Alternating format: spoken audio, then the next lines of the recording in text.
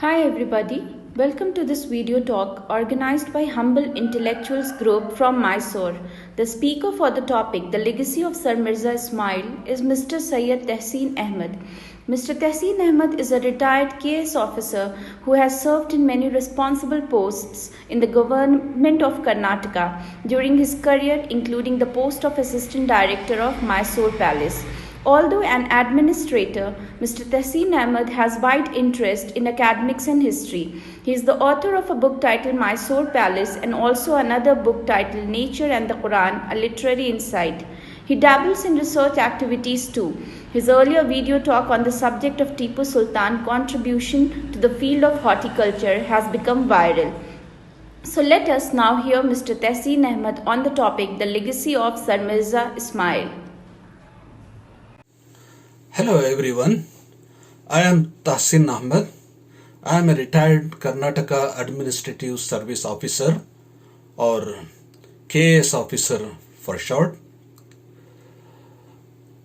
A few years back, I had written an article captioned The Legacy of Sir Mirza Ismail.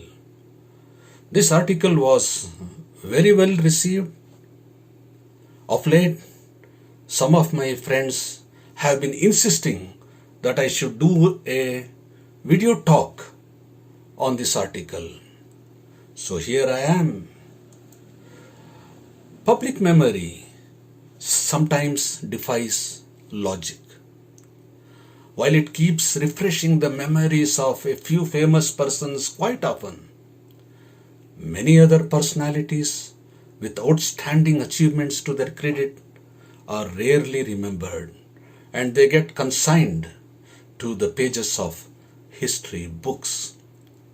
Sir Mirza Ismail, who rendered distinguished service for a period of 15 years as the Diwan of Mysore under Maharaja Krishnaraja Wadiyar IV, is one such remarkable personality who appears to be fading from public memory with each passing day.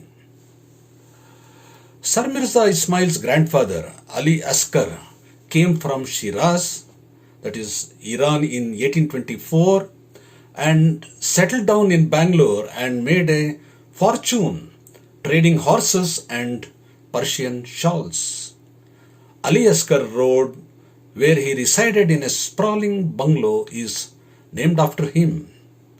Ali Asgar is the donor of nearly 4 acres of valuable and prime land to the Agha Ali Asgar Waqf, Bakharabad, which presently houses the Windsor Manor Hotel.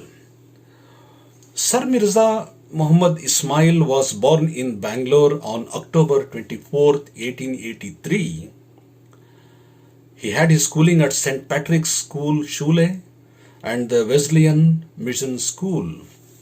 He studied along with the Maharaja in a special class for 9 boys between the years 1896 and 1901. He graduated from Central College, Bangalore. After his appointment to the civil service, he was posted to the Maharaja's establishment, where he gradually rose officially from assistant secretary to Huzur secretary, and then as private secretary to the Maharaja. Recognizing his administrative skills, the Maharaja appointed the 42-year-old Mirza as Diwan, which is something like a prime minister, in the year 1926. In contrast to his predecessors, Mirza Ismail's tenure as Diwan ran through tumultuous times. The Bini Mill agitation, Sultan Pete Ganapati disturbance, Nariman disturbance, and Kolar unrest, all these things deflected his time and energy from developmental activities. The later part of his diwanship required sensitive handling of political issues as India's struggle for independence was gaining ground even in this British controlled princely state. That Sir Mirza Ismail could achieve so much despite these hurdles speaks volumes about the ability of this man. During his 15 years tenure as Diwan, Mirza Ismail was instrumental in starting 25 different industries. The Bhadravati iron factory was running under loss, and the question of closing it down was being contemplated. Mirza decided to add a steel plant, which saved it from imminent closure. Establishment of cement and paper factories at Bhadravati, a sugar factory at Mandya, a silk spinning and weaving mill at Chanpatna, porcelain factory and glass making factory, apart from various other industrial units producing aircraft, electric bulbs, chemical fertilizers, agricultural implements, and cast iron pipes are the prominent achievements of Sir Mirza Ismail. Add to this the hydroelectric stations at the Shimsha Falls and the Jog Falls, and also a water supply project for Bangalore city. They are not small achievements. These landmark achievements, they heralded the industrial revolution of the state. Mirza's policy was not to concentrate the factories in one or two centers, but to distribute them all over the state so that many places could benefit from them. Mysore was the first Indian state to have a trade commissioner at London who could sell the state's production of sandalwood oil at a higher price. Mirza's farsightedness could be seen from the fact that he established the Mysore Medical College. But his most cherished contribution is the laying of the famous Brindavan Gardens at KRS, which transformed the dam site into a fairyland with its multicolored fountains and well manicured gardens. Brindavan Gardens continues to be a major tourist attraction to this day. Sir Mirza Ismail also focused on the development of villages. In 1926, Bangalore, Mysore and Kolar goldfields were the only places in the state which were provided with electricity. Mirza launched a scheme of electrification of villages, and by 1940, nearly 180 villages had been supplied with power. Mysore was the first state in India to do so. During his tenure, the Irvine Canal was constructed, irrigating 55,000 acres of land. Mirza favored minor irrigation projects instead of major irrigation projects, since major irrigation projects required huge investments and involved submersion of lands and large-scale acquisition of lands. Sir Mirza Ismail's services to the Sanskrit College Sir Mirza Ismail's services to the Sanskrit College at Mysore are unforgettable. He treated all communities alike and furthered their interest.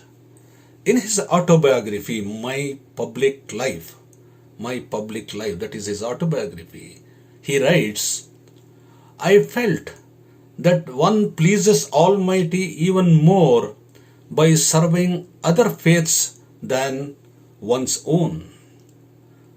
Paradoxical as that may sound, I believe it is nevertheless true, for to serve other faiths calls for something more vital than positive tolerance. To serve other faiths, to serve other faiths calls for something more vital than passive tolerance. That was his philosophy. Another program which was close to Mirza's heart was the beautification of towns and cities, which he believed should be a continuous process. He relentlessly and successfully prevailed upon the Maharaja, despite stiff opposition from various quarters, to demolish the numerous houses within the Mysore fort enclave. Most of these houses belong to the Maharaja's relatives. So you can imagine how difficult it is to get them vacated. But he did it. Imagine the Mysore palace with a string of houses within its periphery. That's a great achievement. Though the construction of Mysore palace was completed in 1912, Mirza was instrumental in providing a new facade to the palace in the year 1932, eventually giving it the present magnificent look. When Maharaja Krishnaraja Wadiyar IV passed away in 1940, Sir Mirza Ismail said, "His Maharaja's death is the greatest sorrow I have known in my life." But he continued as Diwan, since he had one more goal to attain: establishing an automobile factory in Bangalore to manufacture cars. This project was proposed by shipping magnate Walchand Hirachand with the cooperation of Chrysler Corporation, Detroit, USA. The British were opposed to this project since it could affect the business interests of the British car manufacturers. When the then Maharaja turned down the proposal, Sir Mirza Ismail promptly resigned from the post of Diwan of Mysore. The ruler of Jaipur immediately took the services of Sir Mirza Ismail as Diwan of Jaipur, where he served for 2 years from 1942 to 1946. His efforts to embellish Jaipur city and to increase the prosperity of Jaipur was highly appreciated. They were highly appreciated, and a prominent street in Jaipur city is named after him. This was followed by a 10-month stint as Diwan of Hyderabad. Mirza also had invitations from the rulers of Kashmir and Baroda offering him the post of Diwan, which he declined. In India's struggle for independence, Mirza was interacting with national leaders like Mahatma Gandhi, Jawaharlal Nehru, Sardar Vallabhbhai Patel, and others. He was strongly opposed to partition of India and was a strong votary for a federation of states. He spent his post-retirement days reading the works of Persian poets like Firdausi, Hafiz, and Sadi, seated in the well-tended garden of his ancestral house in Ali Asgar Road. He was reading the great works of these poets. On January 8, 1959, at about 9 o'clock in the night, a friend of his telephoned and asked him, "How are you?" Sir Mirza Ismail replied with just one word, packing. And his friend presumed that maybe Sir Mirza Ismail was going on a journey. These were probably his last words, and an eventful life met its end on that night. Thank you so much for giving me a patient hearing. Thank you so much.